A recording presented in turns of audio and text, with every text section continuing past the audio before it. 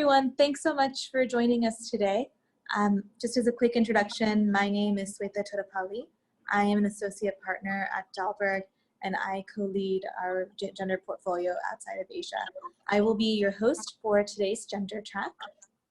For those of you who are not able to join us yesterday, I wanted to quickly summarize what we covered yesterday through a rich set of discussions.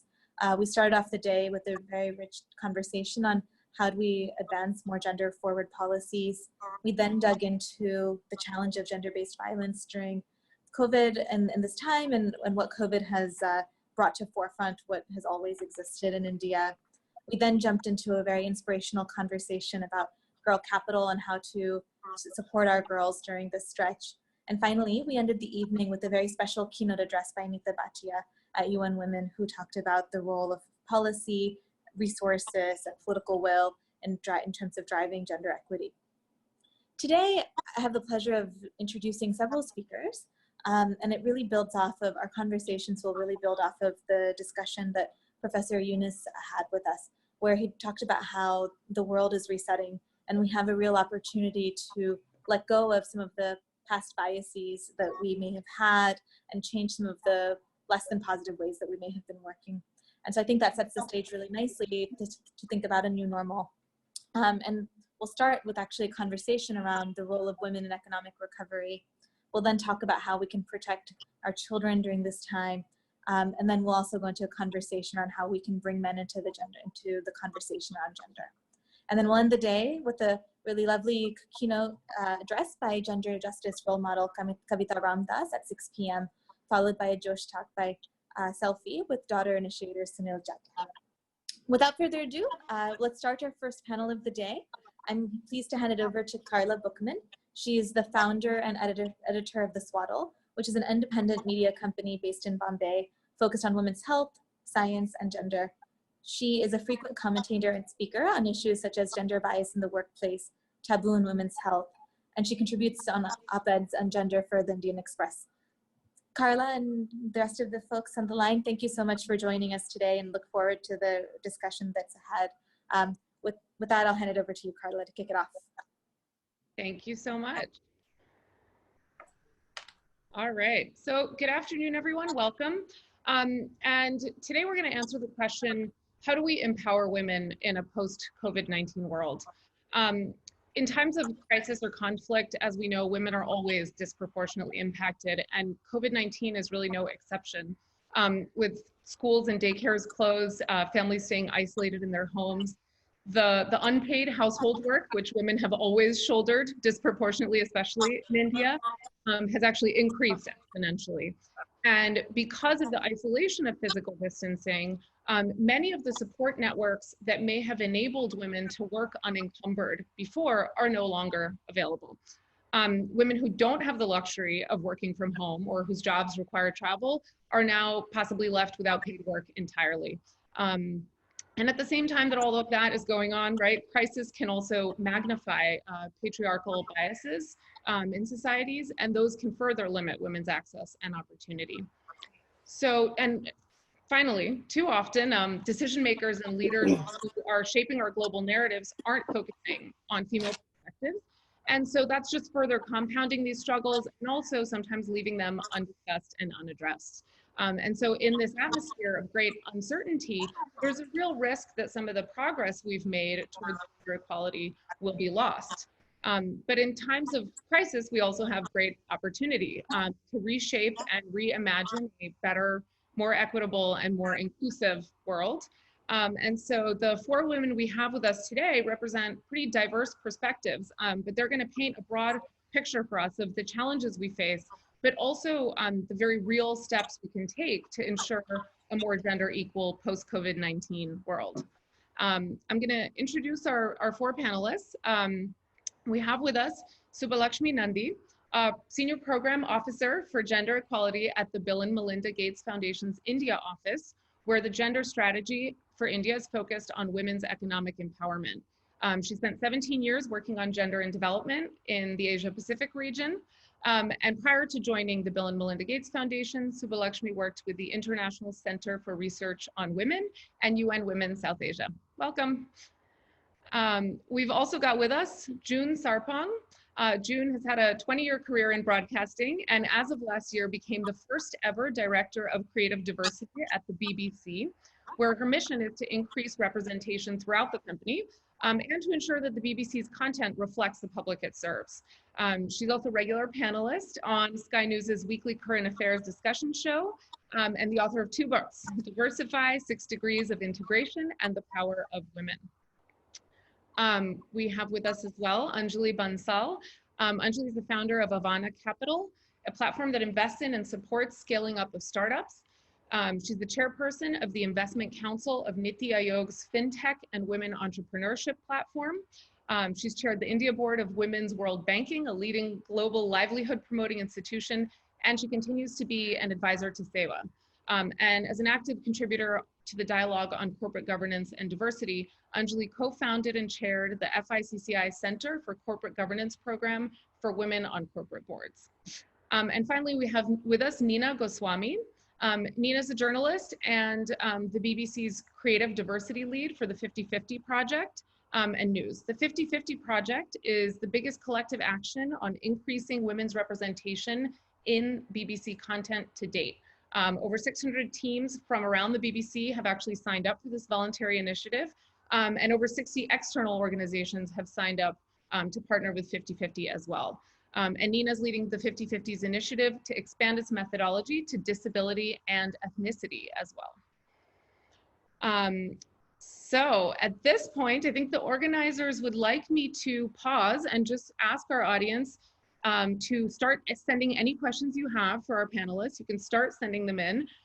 We are going to spend about 30 minutes chatting through some of these issues. And at the end of those 30 minutes, we will be posing a few of your questions to these 4 women, and we will be able to answer those in about a 15-minute Q&A session. So you can start asking those now in your Q&A box. Subhalakshmi, I want to start with you. Women's work in India has always been predominantly in the informal sector. And actually women have made some strides towards economic independence through the informal sector. With COVID-19 restricting women's mobility for the foreseeable future, what impact do you think that's going to have on the informal workforce? And what policies do you think we need in place to mitigate the vulnerability of these women? Thanks, Karla. And you know, you're right. I mean, the informal economy in India is huge, but it's not uniform. And so the implications are also not uniform for the various groups of women, whether it's the impact of the disease or of the response measures like the lockdown. So for instance, for people like the construction workers, the street vendors, the domestic workers, they are cut off from the public space, which is really, they've lost their place of work. So it's a different kind of implication. For those who have always worked from home, such as your home-based workers who are manufacturing small items, or the women farmers who work on their farms and homesteads, their work continues, but their access to supply chains and markets has been tragically cut. For those at the front lines, for instance, the health workers, Anganwadi workers in India, for instance, members of self-help groups, sanitation workers, who've really been at the forefront of the COVID response, they continue to be at risk of infection, and they also face the huge workload both inside and outside their homes. And then, of course, there's the whole question of the migrant. We know that there is a lot of sort of rural bound migration. Men are coming back from cities. What will it mean for women's agency and the gains that they have made the last 10, 15, 20 years? It still remains anecdotal, and I think that's an important gap that we really need to fill. We need to understand better what's going on so that we can kind of inform policy in a focused manner. And so I think if you were to talk about policy implications, I think the broad 2 buckets are, well, there's been a whole lot of social protection and welfare measures globally that have been announced. And in India, it's also been a huge response. But how can we reach them to the rightful people? I think that challenge remains.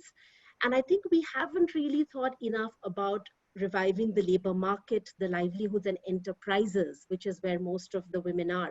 You know, the nano and micro enterprises, the informal economy workers.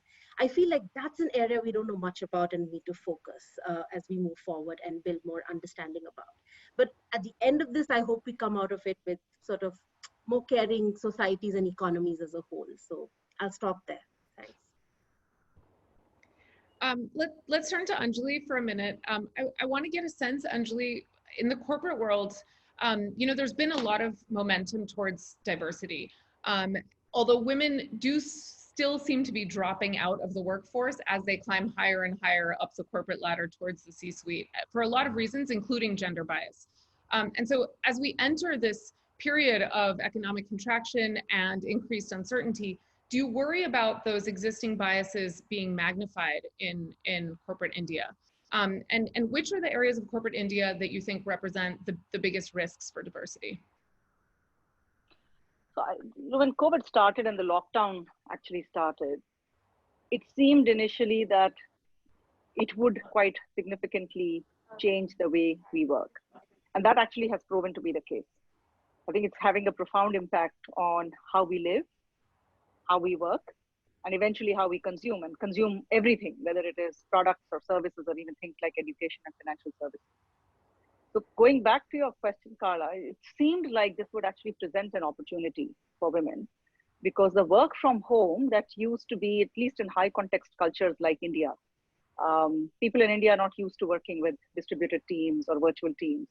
So in a high context culture where everyone wants people in the office, that work from home, the flexi timing, the long distances of commute, physical safety around mobility was a barrier for women to continue to actively participate in the workforce. So as such, now that everybody is working from home, large and mid-sized and small companies have now learned the new protocols and new playbook of managing distributed virtual teams. It should actually promote better, healthier participation of women in the workforce. However, what we are starting to see though, is I think the point that you mentioned, the disproportionate burden, the domestic burden now even more sharply falling on women in the home place versus the workplace. So what happens post-lockdown? Do we go back to the way we were, or do we actually move forward into a slightly sort of less biased ecosystem where they say, yeah, it's not a big deal, let her work from home if it's easier for her. But I think in order to do that, there are some things women themselves will have to do. So they will have to be active participants in the solutioning and not passive receivers of a solution that is found. And the active participation does mean creating those systems and again, the playbook and protocol of work from home, if the entire family or if they are working from home, to make sure that there is the domestic burden is more shared. Your second question was around what parts of the corporate ecosystem. I think large companies, for the most part, have got gender diversity at least very much firmly on the radar, and they have good programs in place. So I find that the hardware everywhere is in place. The laws in the country are very much around parity and equality and so on. Big companies have got all the processes and policies in place. The software is what we were all working on, I think, collectively as a society, in making it more acceptable. It's not about educating the women, right? It's educating the men. I think the disproportionate negative impact of this might fall onto SMEs. SMEs and startups, where in any case they are stretched for resources. The next dollar or the next rupee is not quite as certain. So they don't actually have the cushion and the resource base to build redundancy and to say, okay, if I have two options, if I have to cut cost, who do I cut? Do I cut somebody who is, or rather, who do I keep? Do I keep somebody who is saying, I'll work 24/7, I'll do whatever it takes? Or will I keep somebody who says, no, but I have all these limitations? And so those are just sort of non-gender related practical choices that businesses will have to make. Unfortunately, those choices will, not out of intention, I don't think, but just as an outcome, unrelated outcome, will fall on the women. Yeah. Certainly, I think, you and I were actually talking about this yesterday. And I think what's interesting about this is that women, you mentioned in sort of your first answer to my question, that women will have to take on the responsibility of trying to figure out how to manage these new structures, right? These new work structures. But so much of it depends on what is happening within the home and the pressures that are coming from within the home as well. And so I thought that you and Subhalakshmi could actually work that through from all the different angles that you represent, because I think, there's only so much that women can do to, to step up and to earn and to, to define, to take agency and to insist on economic independence and empowerment if the pressures coming from the home are so severe. So can you comment on that in the context of the corporate sector? So just as we talk about the participation of women in the workforce, why do we not talk about the participation of men in the home force? Yeah, we should. So I think that's the dialogue. Yeah. And if we, I feel as not just as a corporate system, but as a society, that it's a combined dialogue around who does the work where and who gets credit for it. There's no problem with anybody doing sort of the home and the domestic work, but it's largely unpaid work, so it doesn't get recognized and credit for. GDPs never measure what work is done in the home. It's unpaid work. So if you had to hire somebody to do what your average mother, wife, daughter-in-law, etc. does, you'd probably need like 5 people to do that, and you'd pay a lot of money. So I think the practical aspect of this is yes, but she will need to be the voice, and in some ways create the coalition to drive the change. So Subhalakshmi, how realistic is that, right? The perspective that Anjali just presented, how realistic is that in the context of rural India or sort of lower socioeconomic levels where perhaps the pressures are far more intense and some of the patriarchal mindsets are worse? Do you see women being able to to sort of take on some of the burden of sort of fighting back against those pressures? So yeah, it's somebody said that the crisis can also be a moment of opportunity, and if we come out of this and we survive this, we may actually help to reshape the norms. So, and when it comes to women in informal economy and women farmers, a large part of the unpaid work that they do, I mean, nationally, women do 6 times more unpaid work than men. Data shows that. But for this group of women, there is a lot of other kinds of unpaid work that they're doing also within the livelihoods domain, as an unpaid family worker on the farm, as sort of the invisible worker on an enterprise, on a family enterprise. So it's not just care. That's one thing that I wanted to bring up, that in the context of women, it is definitely childcare, healthcare, and all of that, but it's also about having water. It's about having clean energy in their homes. It's about all of that. So I really think that in terms of if we are able to push those kinds of infrastructure nudges, public services, this is the time. We've also seen, again, anecdotally heard that states which have invested in that are doing much better than the others in terms of coping. So it's a learning, I think, as we move forward on that. Let me build on that, if I may, Karla, for just a quick minute, which is, we've seen this evolve in the microfinance space over the last 30 years. That when empowered economically, women actually got more socially empowered as well as more politically empowered. So I actually quite agree with Subhalakshmi that there will need to be interventions and in some ways infrastructure builds around access to water, to fuel, to clean fuel, to light and electricity, and particularly I think the microgrid, off-grid work that is happening to bring power to deep rural, where women thus are able to access water, sanitation, hygiene, they're healthier. All of that I think will have a positive impact. And one thing that a couple of things that COVID is doing, this lockdown, one is the acceleration of digitalization. And thus the digitalization of all of this provides more access, not just to financial services and other products and services, but also health and education for women and men. And secondly, the formalization of what is really the long tail of our informal, somewhat sort of distributed commerce economy. So at this point, let's just turn to June and Nina. And I want to maybe start with June. A lot of your work has focused on increasing diversity in media. And obviously one of the reasons that's so important is that the people telling the stories get to shape the narrative. And so why in this situation is it so vital that women's voices and women's stories told from women's perspectives are represented in shaping how we move forward from this crisis? I think it's so important for a number of reasons, because we know that the old model is dead. even if we don't want it to be, it is. You know, there are lots of businesses that will not survive this crisis. There are lots of industries that will not be around in the same way. So the whole world is in reset mode.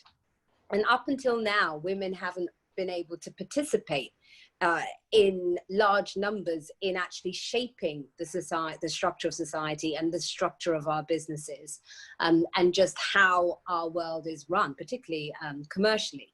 And I think that we now have an opportunity because there are more of us than there have ever been in leadership roles. So we have an opportunity to really make sure that we are a key part of helping to build back better. And that's what everything we're talking about, the BBC, is about building back better and really being clear of what better looks like. And I think that in terms of what women in leadership positions can do, which obviously will impact women at every level of society, is making sure that we are factoring in the things that hold women back in the workplace.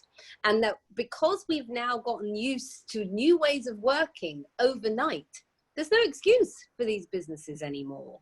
And actually, this is also where we can use the power of the purse in terms of the companies that we decide to support going forward. I think we all have to become much more mindful of what we want this new normal to be, and only support the businesses that actually sign up to what the new normal should be. And as a woman yourself in a leadership role, you cannot sit quiet. You know, you cannot, if you are in the room, not use your voice. No matter how you're shouted down or talked over or mansplained to, and we've all been there, and it's something that happens to us on a daily basis.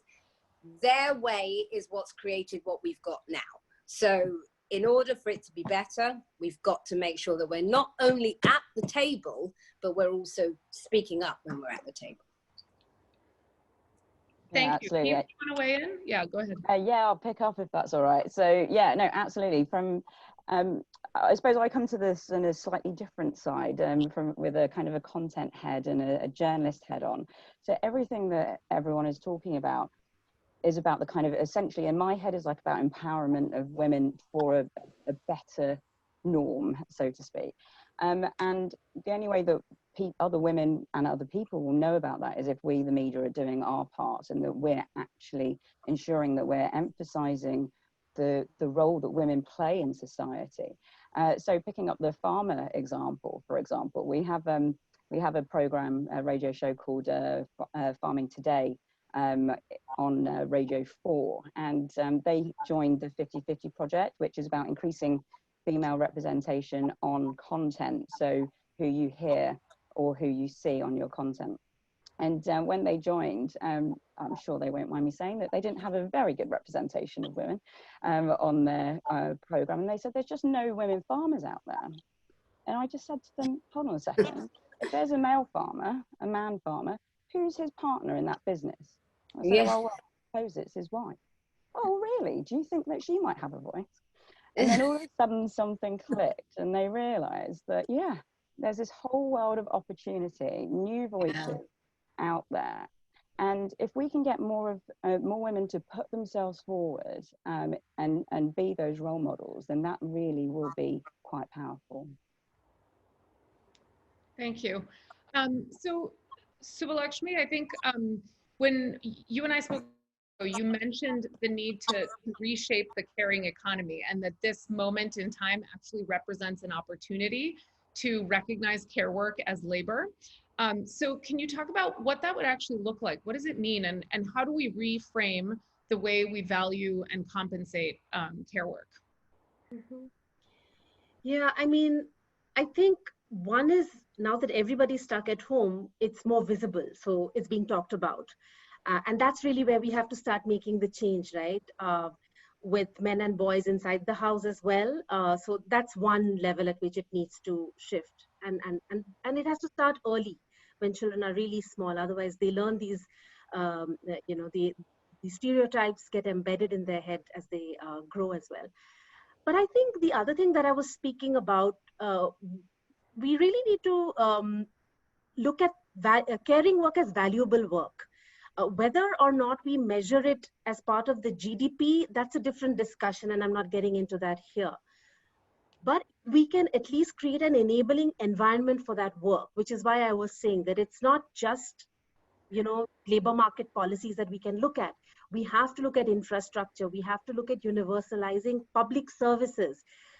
One of the headlines from India across the country has been how well the public distribution system is being able to reach food grain to the hungry. It was because that mechanism is in place that it's working. In some places better than others, but I think there's a learning there. So I think if we are talking about the burden on women, and particularly for those who come from low-income households, the conversation has to really move into how are we talking about social protection and public services and infrastructure that can enable their work, and not necessarily just counting it. So there's a difference between counting it and valuing it. Of course, it needs to be counted in labor surveys. That's something that the Indian government, for instance, is already doing. They have launched a time use survey across the country, and that's going to give us better data on what men and women and girls and boys do. So that's fantastic. And many countries have started doing that in the last 4 or 5 years since Sustainable Development Goals have sort of kicked in. So better data is very important. But I think some of these enabling policies have to go hand in hand in order for women to really realize their full potential. And like I said, a little bit of it is also about norm shift at home, in schools, in media. What are we really representing as work, and what are we valuing as work? So yeah, I think there are multiple levels at which this campaign has to be launched. Yeah, no, certainly.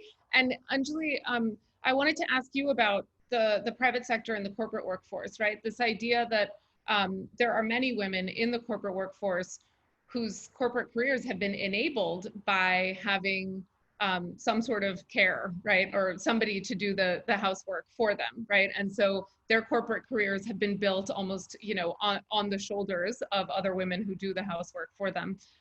You mentioned to me at some point when we spoke that you thought remote work is here to stay. And that, again, this idea of the new normal, this is just what we're doing now. So I've wondered about this, and I've actually struggled as I've spoken with many other women about this issue. We all like to think that this idea of work from home is going to offer this huge amount of flexibility. But realistically, if we haven't quite shifted those social norms yet, right, and the burden of household work is so much greater now than it was before, then how are we realistically going to balance this? And this new, what is this new iteration of sort of flexible timing really going to look like when we have these additional burdens? Do you really think it has the ability to level the corporate playing field? Oh, you're on mute. They have to unmute me, yes. So I'm an optimist. So I would like to believe that this will also be a change for the better. Net. I think in the short term, as I mentioned earlier, the new protocols for managing teams, regardless whether they're men or women, I think managers and organizations will have to learn. Some of the biggest employers, like the IT services companies, have already, some of the TCS, for example, came out saying, 25% of the people in the office only. And interestingly, a lot of large companies, not just in technology, but even otherwise, are realizing that you can still get a lot of work done without so many people in the office. And that has very important, significant cost implications for the company. So on the one hand, of course, you have to have better safety protocols and secure cybersecurity and so on. On the other hand, you actually can have much smaller offices. You lose a lot less productivity and cost in travel and commute and so on. It expands the universe of available talent. So I think there are many, many positive outcomes and consequences for organizations to enable the work from home and the virtual working, as it were, for men and women. Now, the impact on this, as we have just been discussing, is very different for men versus women. So, and for women to be able to take full advantage of this, the domestic system will also have to get re-engineered to some extent. Yeah. So just like office processes are getting redesigned for remote working, home processes will have to get redesigned for multiple people working from home, let's say. The two spouses working from home, right? So you need workspaces. Homes, particularly in urban India, are not very large. They're not designed for workspaces. So who gets priority on the organized workspace? Does he get the sort of the desk and she get the dining table, right? So all of those things I think will have to get sorted out. The other issue is, of course, who does the housework? Now, if distancing continues, which it could continue for a period of time, and thus the help and all the caregiving that we in India are so fortunate, and one of the things one realizes and has enormous gratitude for, all the people who look after us. If they're not able to come and work, or we are not able to get them in, then how does the domestic work actually get allocated across the family? And I'm conscious I'm talking about the educated, relatively upper middle class and relatively urban.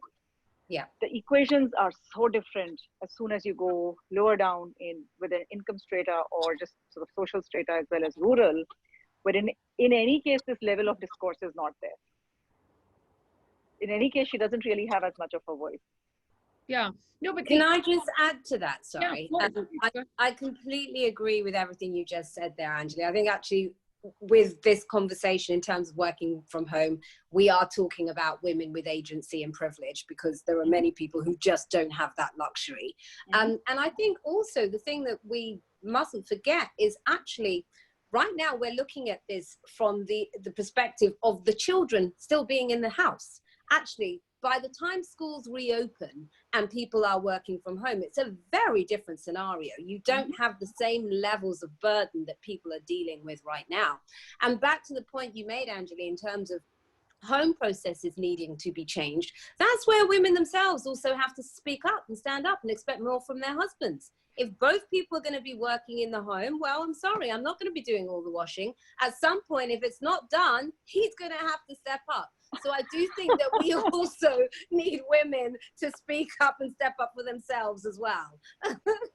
So continuing on that, go ahead, Nina. No, I was going to say, but that's where role modeling comes in, doesn't it? That's the point, is that, you need some women out there who are going to go, this is what I do, why aren't you doing it? Why aren't you doing the same thing? And so as you were saying, Anjali, earlier, it's, there is a bit of she needs to take hold of this, but we need to shout about it as well. So I want to give two examples, if I may, Karla. One is, I've been talking about sort of re-engineering, and if we all think about our businesses in a very specific structured way, and if you think about process and protocols and apply them, then the kind of automation that has come into the workplace can also come in the home place. I think we are seeing a spike, and one of my companies actually is in the consumer durable space. I'm on the board of Voltas, for example, and we are going to see a spike in demand for washing machines, for example, in India, and dishwashers. And so when there is more domestic appliances and automation in the home process, much like there is in the work process, I hope that will have a positive impact. The second is role models, and media plays such a profound role on defining what a good woman is and what a good man is and what those role models are, even if you don't have them in your home and in your workplace.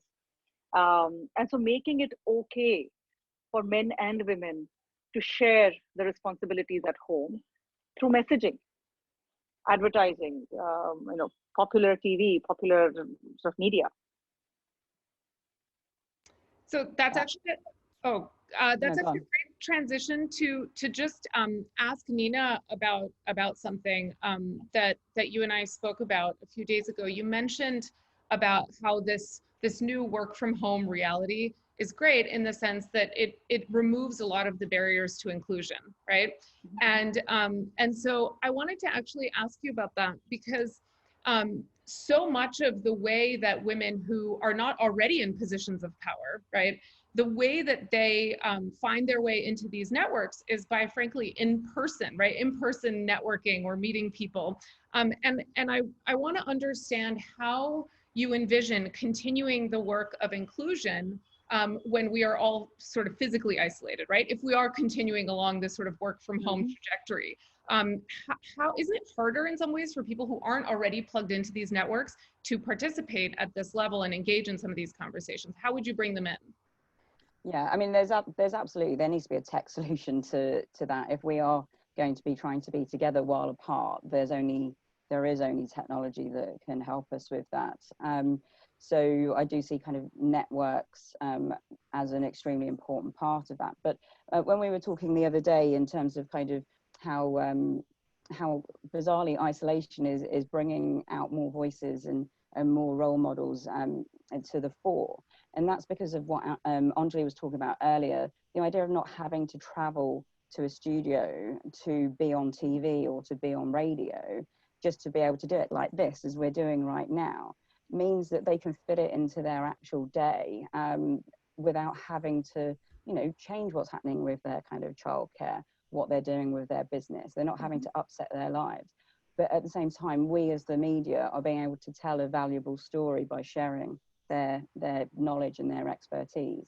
And then that comes back into the role modeling side of things. And the more you have that kind of cyclical situation where you're seeing women who are like you on content, then you're more likely to then be inspired and then take hold of that. And there's some really great research by Gina Davis Institute in the UN around how if there are more women reflected as powerful, influential characters in film, the more likely, and it's you're seeing this happen, the more likely women are to be inspired to go in for those roles. The Women's World Cup is a brilliant example of that, where we have a weather presenter here called Matt Taylor, who's been trying forever to get his two daughters to play football, or soccer as the American name for it. And the Women's World Cup football resulted in them joining the sport because they saw the inspiration there. And that's how you bring people together. And it's through those stories. And as I say, the barriers now are being removed as a result of the fact that we're relying on technology to speak to other people.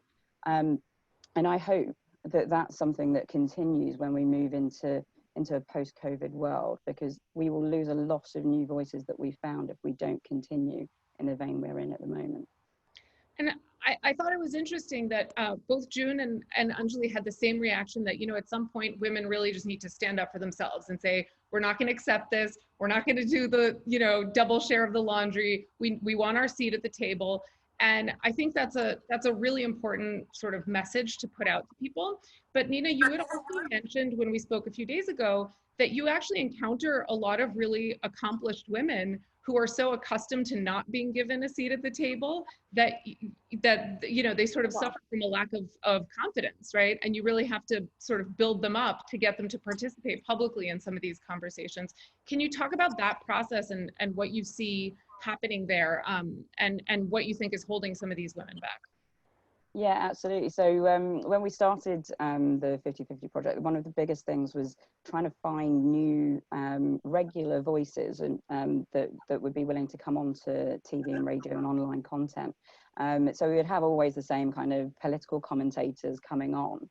Now we have a massive wealth of brand new, brilliant, talented women who now join that fold. But we had to encourage them, as you say. They were like, well, if people wanted to hear me, they would come and approach me. And then, so you have this cyclical thing again, where I would turn around and say, well, they don't know that you're happy to be on our content. So unless you tell us, we don't know. And then their point would be that I don't know how to behave. I don't know how to act. When I hear them talking to certain commentators, it frightens me that they'll challenge me in that way. And then you explain the process. Firstly, we're not frightening people as journalists.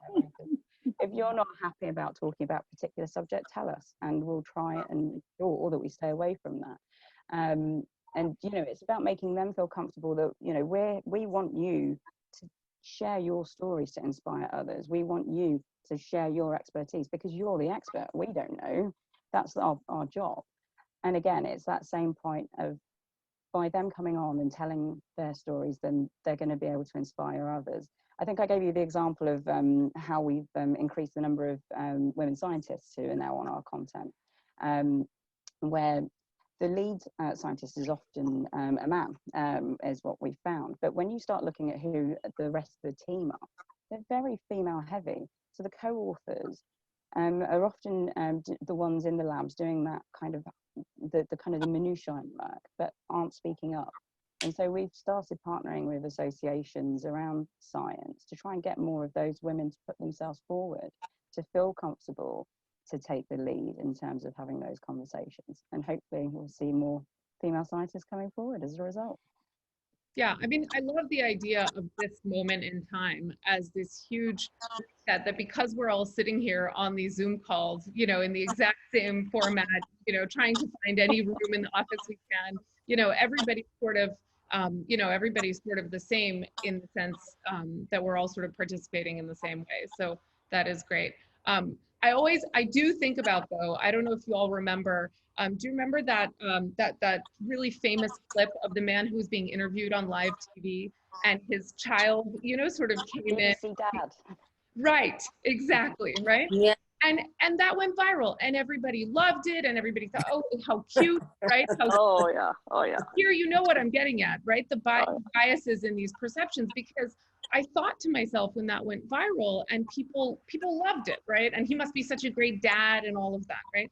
I thought about what would have happened if there was a woman sitting in that seat and the same thing happened and the child busted in. And I thought that, you know, instinctively, so many people would have just thought, oh, she's so disorganized. How didn't she organize her childcare? Why doesn't this is so unprofessional? And you know, I worry about that, you know, those perceptions take a long time to sort of chip away at. What do you think? Yeah. If I can just come in here, because I also believe that it takes intentional policy, it takes intentional thinking to also create that level playing field, like you said. So it's not only about women standing up for themselves, it's about companies making those opportunities available, it's about educational institutions, it's about government, it's even about the development sector and NGOs really having that gender lens in the thinking, in the programs, and in the way that, you know, we just go about our business. So I think it does take some, it has to go hand in hand. I totally agree. I believe it has to go hand in hand. But if you look at all movements, if you look at all big societal shifts, power doesn't just concede power. Often it happens because you have organized groups demanding it. You know, if you look at the civil rights movement, if we're even talking about India, if you're looking at independence, you know, it took people saying enough is enough. And I think that where women are concerned, particularly the women that we're talking about in this conversation, these are women that are privileged. These are women that are much more fortunate than the majority of women in society. So it's important that, number one, you realize that you are in a privileged position, because if we look at the hierarchy of inclusion in society, if you're a woman fortunate enough to have a corporate job or whatever, that there are so many other women behind you that are nowhere near there. So there is a level of responsibility that comes with, as to what Nina was saying in terms of role modeling. So I do think at some point, we as women also have to say, you know what, actually, enough is enough. And the minute you do, it's amazing how quickly things change. The time when you are in a meeting and somebody ignores you or talks over you and you think, hang on a minute, actually, no. Next time, that person doesn't do it in the same way, or at least they think twice about it. And particularly, you know, when we take intersectionality, I know for a fact, as a woman of color, I am constantly in places where I am the only one in the room. That has been the story of my life. If I had allowed myself to shrink, there's no way I'd be able to do what I'm doing. And so it does take a part of you also stepping up to say, actually, I have something to offer. And I think the beauty of what Nina has been able to do with 50/50 is show women they have something to offer. But I also think part of it does come from us too. Thank you, June. I have a feeling that it is time to turn to some of our audience Q&A. So let me start with our first question, which I think I'm going to send to Anjali. How can women ask or help co-create women-friendly work policies? So essentially, how can we be better allies to other women in corporate workplaces? Okay, so I can talk for a very long time about this, so I will try and be short and crisp. I think there are at least 3 ways. One is, if you are in a position of any power at all, mid-management, senior management. Senior management, I think there's almost an obligation to beat the diversity drum in general. In India, the diversity dialogue tends to be around gender. Otherwise, beat the diversity drum all the time and do not fail. I'm not going to say do not fear, and say do not fail to raise the question, where are the women in the room? Senior management teams, in the boardroom, in hiring, in recruiting. Not to say that you should sort of ever compromise on merit, but I think that's a bogey because you actually never need to compromise on merit. We have such a large talent pool that you will find talented women, there's no question. So see if you can find more women. So that's one, if you're in a position of power. If you are somewhere where you feel, no, I can't actually exercise power and influence in quite the same way, then watch out for your female colleagues. Support each other. Mentor down, mentor up, mentor sideways, speak up with your male colleagues, maybe help a colleague or a peer, a male peer, to be a better manager to the women on his team. I think all of that is important. There's so much you can do beyond just saying, okay, I'm going to write the new manual and the new policy and be on this think tank and task force. Number 3 is when you are starting out, make it part of your script to always pay it forward. There are so many women who came ahead of us. So we are actually riding on the shoulders of giants who came before us, and they had a much harder way to pave. So let us not take that for granted. If you are a young woman entering the workforce, do not take it for granted. Thank you. Okay, I'll move to the next question from the audience. Maybe Subhalakshmi, you can answer this one first, and then possibly maybe Nina after that. Subhalakshmi, how do we change mindsets around invisible work? Well, that's the million-dollar question, right? I'm not sure I have an answer, but I think what applies to me is what starts from inside my house. And I think if each of us were to think that way, in the way that we bring up our children, in the way that we relate to others living in our households, I think that's really the starting point. But yeah, like I said, it's a very, the question is a complex one, but I would think that each of us has a role to play by just starting to shift the norm where we are at. And that's all I would say for now. Nina, any thoughts on that one? Yeah, so I mean, I suppose this comes back to my kind of idea of, we need to shout about ourselves and we need to make ourselves heard. So there's lots of different ways of doing that. We have social media, so nowadays we can be our own stories. We can tell our own stories through the power of WhatsApp and Twitter and so on. So that's a very simple way of doing that. And obviously, if you spark an interest that someone else also feels, then you're going to see that start rolling and it could go viral. So that we see quite regularly. Obviously, if you're an expert in an area, we'd love to hear from you at the BBC. I'm going to do a little plug there. And you can get in touch with us through bbc.com/5050. There's a contact page there for anyone who's an expert who thinks that they can offer something. But it is very much around women having the confidence to put themselves forward and to stop being invisible as well. One of the things that's been really interesting with the COVID crisis has been that women are being more vocal. We have seen a massive increase in female representation on our content for the month of March across the 600 teams that were taking part in 50/50, 66% of them reached 50% women coverage. And we were thinking that in a COVID period, that there was no way that was going to happen. That was an increase of 9% on the year before. So it shows that women are putting themselves forward, and also our content makers are thinking about this and that they want to be telling those stories.